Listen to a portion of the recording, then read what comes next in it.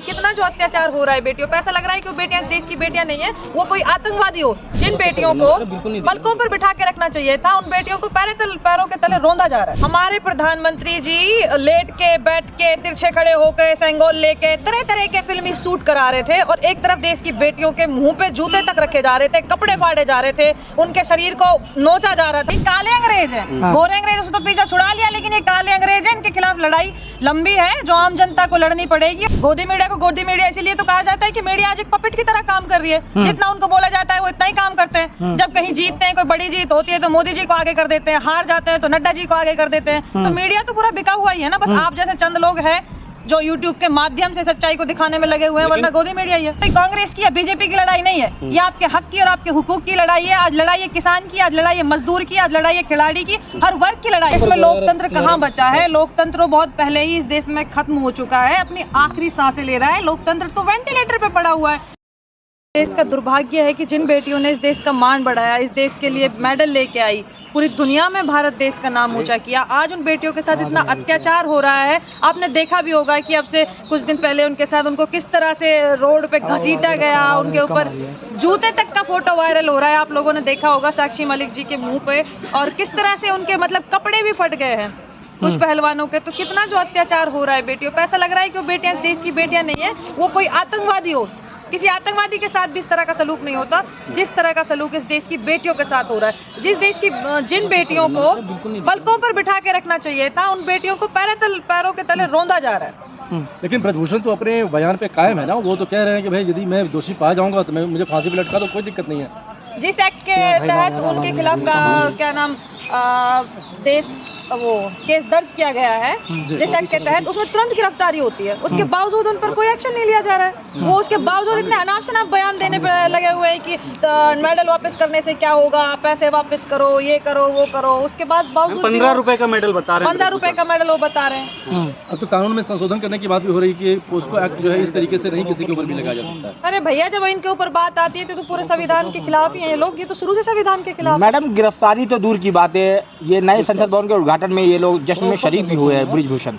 हमारे प्रधानमंत्री जी लेट के, बैठ के, तिरछे खड़े होकर, सेंगोल लेके तरह तरह के फिल्मी शूट करा रहे थे और एक तरफ देश की बेटियों के मुंह पे जूते तक रखे जा रहे थे, कपड़े फाड़े जा रहे थे, उनके शरीर को नोचा जा रहा था, मतलब बुरे तरीके से पुलिस वाले चिपटे हुए थे। लेकिन नहीं, इनको दिखाई नहीं देता वो। इन्होंने तो इतनी घिनौनी मतलब हरकतें की जा रही हैं कि इस आंदोलन को जो पहलवानों ने शुरू किया उसको एक जातिवाद का रूप भी दिया जा रहा है, उसको जाट और राजपूत का भी जाति के रूप में उसको बांटा जा रहा है।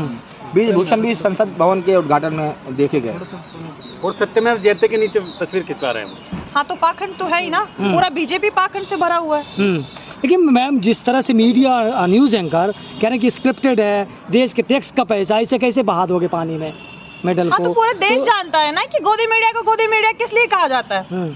गोदी मीडिया को गोदी मीडिया इसीलिए तो कहा जाता है कि मीडिया आज एक पपेट की तरह काम कर रही है, जितना उनको बोला जाता है वो इतना ही काम करते हैं। जब कहीं जीतते हैं, कोई बड़ी जीत होती है तो मोदी जी को आगे कर देते हैं, हार जाते हैं तो नड्डा जी को आगे कर देते हैं। तो मीडिया तो पूरा बिका हुआ ही है ना, बस आप जैसे चंद लोग हैं जो यूट्यूब के माध्यम से सच्चाई को दिखाने में लगे हुए हैं, वरना गोदी मीडिया ही है। लेकिन कार्रवाई तो सोशल मीडिया पे भी हो रही है ना, दिल्ली पुलिस के नोटिस आ रहे हैं, आइए आपकी दावत है। भैया, आपको या हमें तो कोई कार्रवाई दिखाई नहीं दे रही। जिस एक्ट के तहत उनके खिलाफ मुकदमा दर्ज हुआ है, अभी तक कहाँ गिरफ्तारी हुई है? सोशल मीडिया को रेसलर्स की आवाज उठाने पे नोटिस जारी हो रहे हैं। हाँ, तो वो तो है ना, इस देश में लोकतंत्र बचा कहाँ है? जो भी इस देश की गलत नीतियों के खिलाफ, इस सरकार के जो गलत काम है उनके खिलाफ जो भी आवाज उठाता है वो देशद्रोही हो जाता है। उसको अलग अलग तरह के मुकदमे करके फंसा दिया जाए। काले अंग्रेज है, गोरे अंग्रेज उसको तो पीछा छुड़ा लिया, लेकिन ये काले अंग्रेज है, इनके खिलाफ लड़ाई लंबी है जो आम जनता को लड़नी पड़ेगी। और मैं आप लोगों के चैनल के माध्यम से कहती हूँ कि आम जनता को ध्यान देने की बहुत जरूरत है।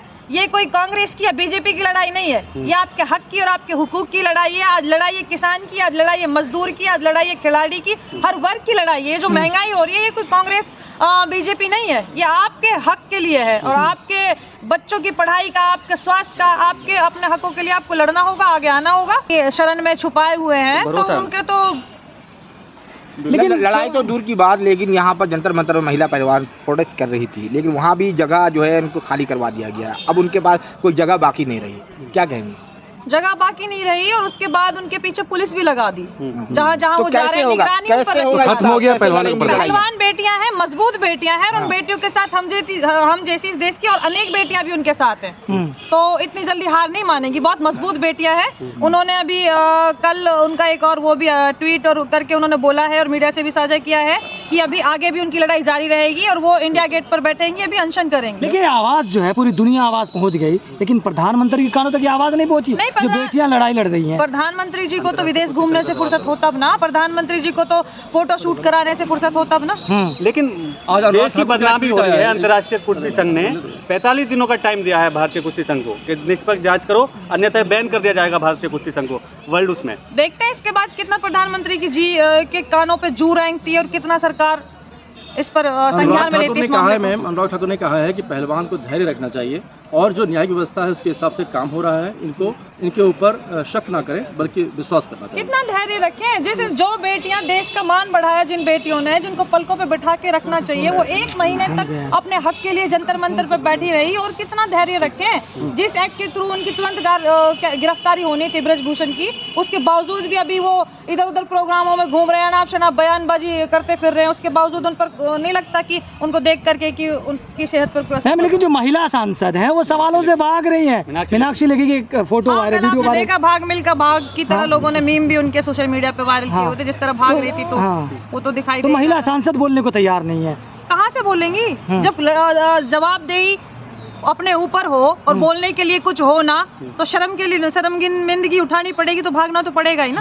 बोलने के लिए कुछ है ही नहीं, क्या बोले। उनको भी पता है कि जनता देख रही है कि आप लोग कितना बेटियों के लिए आगे आ रहे हो, कितना उनके हक के लिए आवाज उठा रहे हो, तो जनता तो देख ही रहे ना। सवालों से भागना उनका लाजमी है। महिला पहलवानों पर भी उल्टा FIR हो गया, क्या किस तरह देख रही हैं आप? क्योंकि पोस्को एक ब्रिजभूषण पे लगा, उन पे कार्रवाई ना होकर कि महिला पहलवानों पर देखिए भैया, इस देश में लोकतंत्र कहाँ बचा है? लोकतंत्र बहुत पहले ही इस देश में खत्म हो चुका है, अपनी आखिरी सांसें ले रहा है। लोकतंत्र तो वेंटिलेटर पे पड़ा हुआ है। लोकतंत्र जैसी चीज तो इस देश में बची ही नहीं है। जो भी इस सरकार के खिलाफ आवाज उठाता है, उसके खिलाफ सबसे पहले उसके खिलाफ FIR होती है, अलग अलग मुकदमे लगा दिए जाते हैं, देशद्रोही बताया जाता है, सोशल मीडिया पे उनको ट्रोल किया जाता है। इन पहलवान बेटियों को भी RSS और BJP की IT सेल तरह तरह के अभद्र भाषा का यूज कर रहे हैं, उनको ट्रोल कर रहे हैं। तो ये तो इस देश में हो ही रहा है।